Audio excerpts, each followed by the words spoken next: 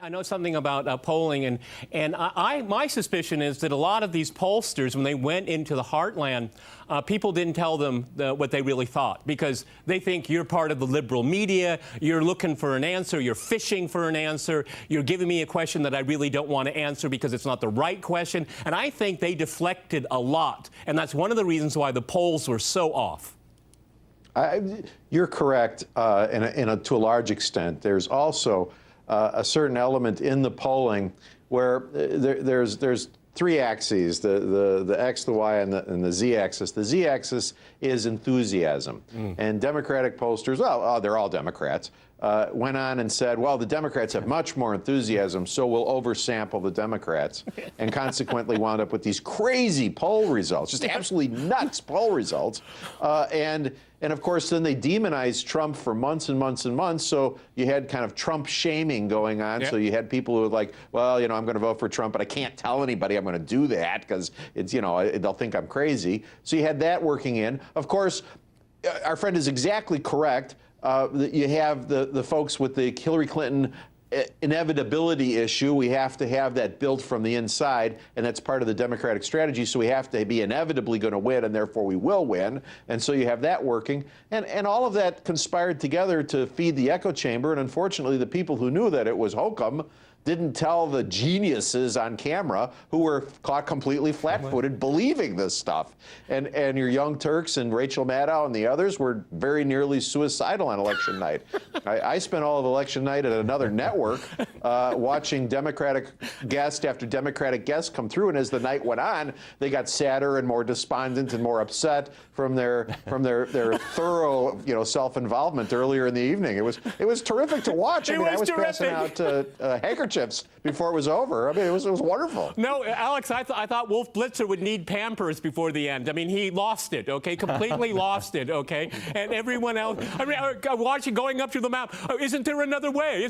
Maybe you can do this state, hit this one. It's absolutely panic mode right there. But that was a reflection of the mainstream media. All right, let's get a little bit more serious here. Alex, I think Jill Stein is right about one thing, election reform, because you know, I explain to my colleagues, you know, how elections work in the United States, but I say, but that's what they do in that county, and that's what they do in that state, okay? And in this state, it's different than this state. And I think it should be much more uniform, and it should be paper ballots, okay? And smooth it out so we don't have this confusion. Go ahead, Alex.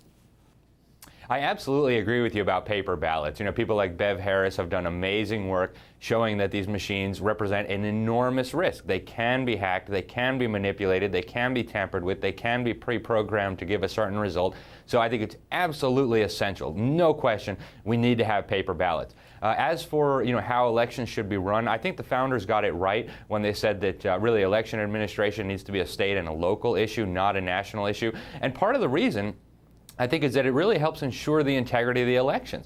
You know, one person can't just come in and hack or manipulate a national operation. You have to do it in each and every state, and I think there's a good reason why the founders did it that way. The same reason why we have, you know, the Electoral College and the Federalist system of government. I personally think it's a very good system, and I think we should keep it. I do and too. I was really disturbed when Obama said, "Hey, we need to," or actually his Secretary of Homeland Security, Jay Johnson, said we need to declare it critical national infrastructure and have the feds take it over. I think that would be a very dangerous move.